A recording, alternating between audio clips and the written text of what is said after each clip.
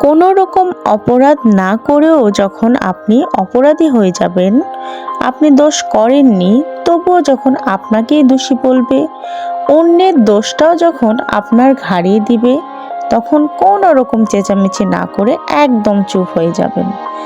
কারণ সুন্দরভাবে বলার পরও যারা আপনাকে বিশ্বাস করেনি, খারাপভাবে চিৎকার চেঁচামেচি করে বললেও তারা আপনাকে বিশ্বাস করবে না।